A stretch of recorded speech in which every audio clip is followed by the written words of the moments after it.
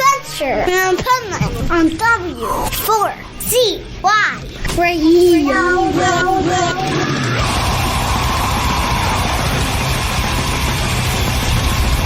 This is Pipeman here on the Adventures of Pipeman W4CY Radio, and I'm here with Alunah. Hey, Pipeman. Nice. Hey there. How's it feel to be here at my family at Bloodstock? It has been. I don't think it's even sunk in yet that we just played a really heavily busy tent at Bloodstock. We've worked so hard the last couple of years, and to see it come to fruition and play to an amazingly responsive crowd. It's been amazing, hasn't it? Yeah, it's been a whirlwind today. As we knew it would be, really, being on early, and it's just gone better than we could have hoped for, hasn't it? It's brilliant. Yeah. I think you have those worries, like before you go on. It's certainly the biggest stage I've ever played. I know Alunah played the Sophie stage before when I wasn't in the band, but obviously it's a bigger stage now, right? So it's a dream come true, and like you say, it's family, right? Everyone is so lovely here. It's just it's been phenomenal. We were talking about another interview this morning while I was parking, today, an artist and press parking, same place.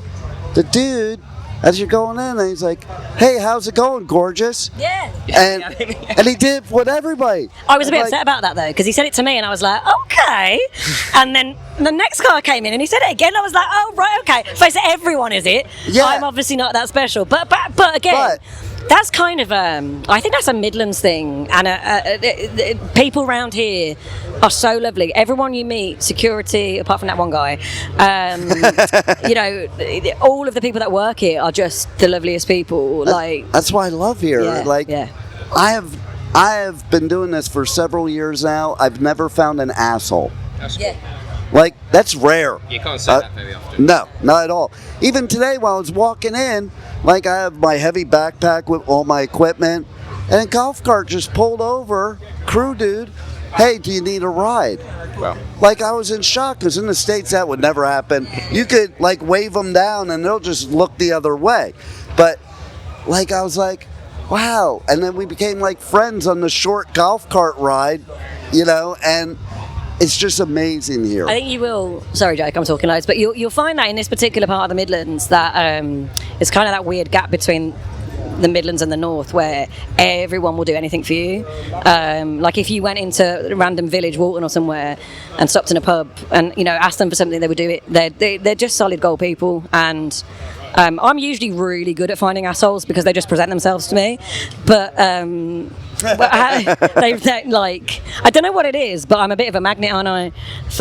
I won't say the word I'm thinking of, but yeah. I'm a magnet for psychos. That's why my ex-wife was from Newcastle. Newcastle, UK? Yeah. No way. But wait. I didn't know till after we got divorced. I should have. But a lot of women that come over to the U.S., they act like they're royals because we don't know any better, and they're all hoity-toity. See, that's wild for someone from Newcastle, though. They're normally solid people. She was like, "Oh, you Americans, you have no class," and she'd act. Well, that's true, though. Right? But then she would have 15 margaritas. Oh, amazing. And then batshit fucking crazy. Oh yeah, babe, you can't trust them. And after I found out about Newcastle, because I didn't even know about Newcastle. It's a beautiful city. And I was like, oh, that makes sense now. Yeah, that's, I don't know, to me, Newcastle is she might have just been one of the weird ones. Well, a lot of people tell me that they are batshit crazy like that. Oh, I mean, and they drink a lot like that. Yeah. Well, they've got kind of Celtic roots, haven't they? Jimmy Nail, though, from Newcastle. Class act. Anton Deck. This is going out on US radio, isn't it? They're going to have a clue what we're talking about. It's funny place. It's going all over the world. Okay. So. Well, to those that know Newcastle, we're talking about Anton Deck and Jimmy Nail. Good football team. We spend a lot of our time talking about football, soccer. Nice. I understood you. Yeah, no, but just in case for the universal audience, you know what I mean? I'm sorry you had that experience with a British woman. Oh yeah, but it's funny too. She's like, you married the wrong sister, because she would never come to something like this ever. Really? Okay. She's like, you'll have more fun without me. Which is probably true. Right. But her sister is a singer of a hardcore punk band in Newcastle. Now, I never met her, so I wouldn't know what band or who or what. That's so wild, though, that they're so different. Right? You married the wrong one, clearly. That's typical in America, though. Like, I'm not anything like my siblings, you know? Yeah.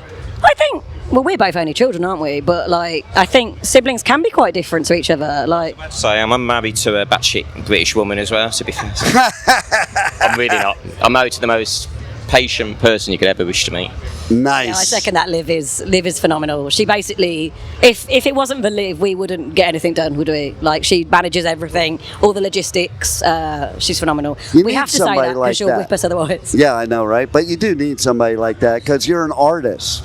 So artists aren't always going to be that on the business side. Yeah, she's awesome. She's amazing.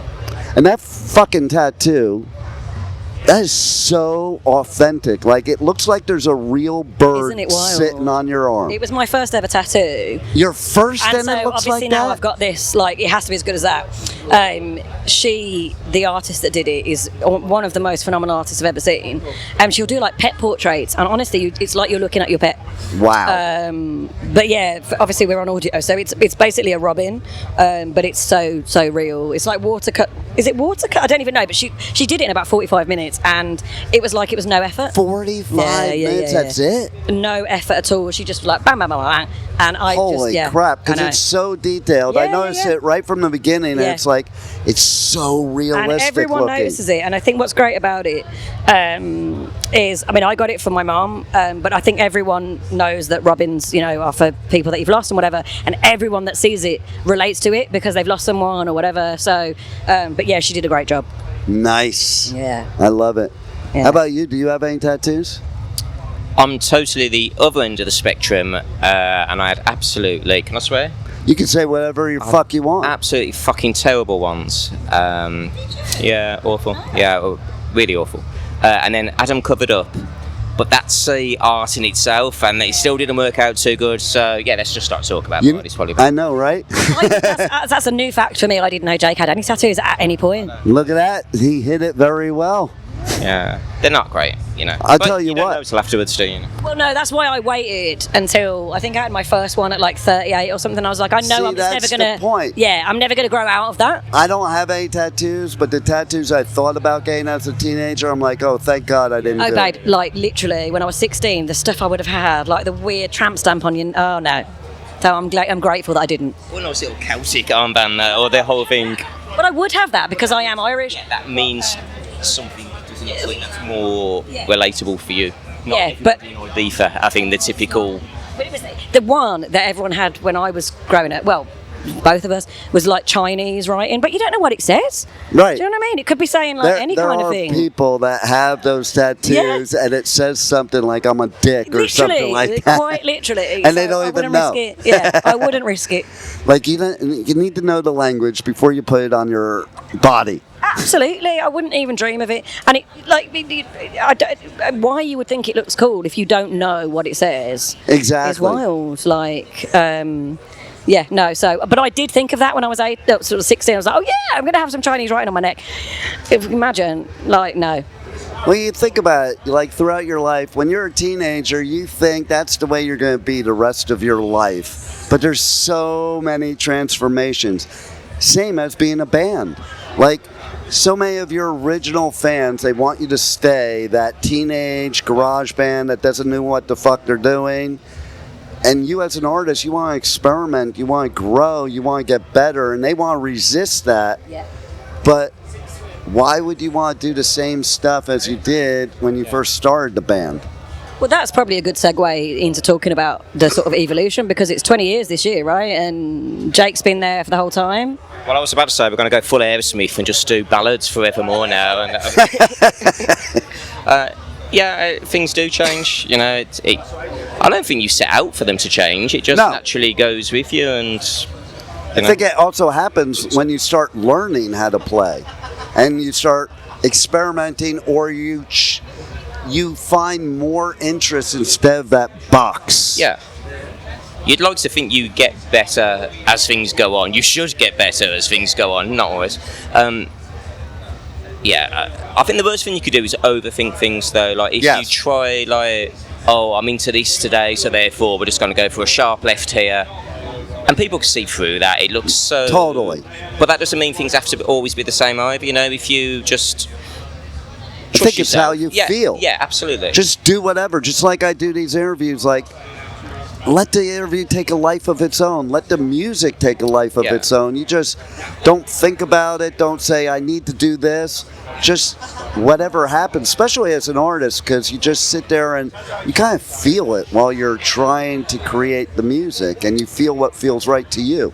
The great thing about this lineup with Daisy is that we've especially got that attitude, you know, like, I wouldn't say Daisy doesn't care, she cares a great deal, but she doesn't overthink things to the nth degree. She's happy to go, okay, you guys are playing this, so I feel like this, does it work? Yes it does, no it doesn't. But it's just such a natural process, you know, rather than trying to shoehorn something that we're doing this, end of, blah blah blah blah. You know? Exactly, 100%. Yeah, and I think, you know, I'm the third vocalist now, and obviously you have shoes to fill, right? And I very much didn't want to try and step into someone else's shoes. I wanted to make it us, not kind of Alunah with Daisy. And the fact that we all got on so well straight away. That's important. Well, see, football, babe, we all bonded over football. They all support really shit teams, and I support a good team. But basically, we just all got on so well straight away that the chemistry was there. And I think that is one of the most important things. Where we were just talking about earlier about, you know, I want you to tell me if this doesn't work. You know, I'm not going to get all like angsty and being a diva if you don't think it works. And we're just really good at being honest with each other. We love each other, and I think that's where it comes from. It's key, because absolutely we can tell when you're not vibing. Yeah, up there. God. And you know, you do see bands. I mean, historically, obviously, we know of many where they just really actively don't like each other on stage, and you cannot. Energy shifts. You know, you feel the energy shift, and you get panicky. Like, well, I can't enjoy this because I can say the drummer doesn't like the guitarist and whatever else. And it can't all be as extreme as Perry either, you know? Yeah. Like, sometimes it's a little more subtle than that. But I mean, that's the ultimate. I do wish I knew that was acceptable, though. Because I could have had so much more fun over the years. Right? I mean, to be fair, if that is okay to do, like, I mean, that's one of the wildest things I've ever seen. Oh, my God. I saw them about 2-3 months before that in London, and I didn't think that was brewing. I knew they were always, you know, they were a little bit, but it seemed fine. They didn't look like they were building up to that, but I guess 3 months is a long time in showbiz. Yeah, exactly. You really do have to love each other to be in a band 100%. Together. And I think, you know, when I came in, that's one of the first things I said, wasn't it? Like, I want us to just be mates. And it helped that we went almost instantly on tour in Europe. So, like, if you don't get on and you're sharing, like, bunk beds and stuff, then it's going to become really obvious really quickly. Oh, yeah. And it'll portray on stage. Yeah, exactly. And I think you and I are quite highly strung, but we can chill with it. And then the other two are quite chilled.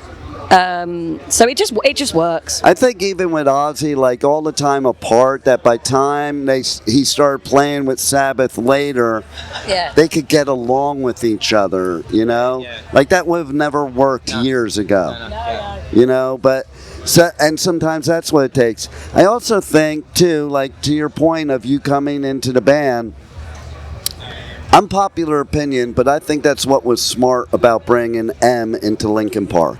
Because she's phenomenal. You're not going to replace Chester. No. Don't even try. And I think Shinoda purposely brought in a female so that there was no comparison. Yeah. I mean, obviously, unfortunately, because she's a female, she's still got loads of shit. Exactly. And it's a shame because I know her personally. She's the nicest person. And she's phenomenal. And people didn't look at certain things. Like, I saw her at a major festival, and you could tell she had such stage fright because, you know, her band never was that big. So, like, yeah, you're going to be nervous and you're replacing somebody that's not replaceable. And that's the problem. But you'd kind of think, you know, the fans, if they're honest with themselves, want the band to carry on. And Chester's gone, so we can't have Chester. So what do you actually want? Right. Do you want it just gone completely? I think that's... And they're saying, oh, they should have named it a different band. No, but why? It's the entire band, like... And it was Shinoda's band anyway. Yeah, exactly. Again, if they think, I mean, she is good enough, but if they think she's good enough, the crowd can fuck off. I'm sorry, but like, I agree. I've argued with a lot of people over it because, like, she. And, like, if you don't compare, like, they're comparing the Chester songs, the songs they wrote for her. Yeah. She's fucking awesome. The thing they wouldn't have, do you think they would not have her? Like, they're not just kind of, they pick the first person out of the tin. Look at how long it took. Yeah. That's so, but I suppose, again, you know, on a different level with us, like, the singer before me was very, very different to me. And I think you guys had said, like, we don't want to search for her part 2. Yeah. We want to carry on the band in a new kind of version, keeping all of what's intact, but then having a new singer on top. And if you just come out and found her part 2, it would have been like a tribute act. Yeah, exactly. And that was very much not what we were doing. And you were going to say something before I rudely interrupted. I think you probably said something better, to be fair. But yeah, I don't know. I mean, you could say like, sorry, what's a Linkin Park girl? What's the singer called? Emily. Like, okay, she's getting loads of shit, and that must be awful to read. You know, you got a million dickheads online battering the shit out of you. But man, you're selling out stadiums all over the world. Who's having the last laugh? Do you know what I mean? I mean, just don't get caught up in the digital noise. You know, it really doesn't mean anything. And kind of like understand what position she's in. Like, that was me. I was very empathetic of totally what she was stepping into. Yeah. It wasn't going to be easy no matter what. And the trouble is, though. You're back in. Sorry. The trouble is, as much. Oh, were you going to say something? No. I went to an event on the same day in London as Linkin Park were playing, and the event I was going to had like one coach going to it from Birmingham. The Linkin Park one had 10 coaches going to it. You know, like that's people vote with their money and their feet, and they're obviously very happy with us. So it gives a shit. There you go. And I think that will be the overarching theme. But you know, again, like. But, you know, but early days, it's very hard to ignore the online chatter. So, you know, we've had comments, oh, you know, don't like her as much as the old singer and stuff. But then you have the other ones. And if you can ignore all of that shite, like, just ignore it because it's never going to serve you. And as you say, Jake, like, people will vote with their feet. They come and see you. Okay, come and see us and then write us off. But and clearly they have. And I think more people support her than don't. But those dickhead voices are so loud. Yeah, so loud. You got a great point. You got a great point. Well, you guys aren't dickheads. I mean, well, yeah, there's moments. But I'm so glad you're here at Bloodstock. Tell everybody how they can reach out to you and buy your merch, or else they can't listen to my fucking show. Yeah, so, Jake, do you want to take over on this point, or should I just... Facebook, Instagram, Bandcamp. There is a TikTok. Maybe not your first protocol. Spotify, yeah, you'll find us under Alunah. It's pretty sure. Yeah, make sure you put Alunah with a H at the end, though, because it's Alunah. Nice. But yeah, thank you so much. It's been beautiful. Oh, thank you for being here and being on the Adventures of Pipeman. It's been absolutely wonderful. It's been a pleasure. Gorgeous. Thank you for listening to the Adventures of Pipeman on W4CY Radio.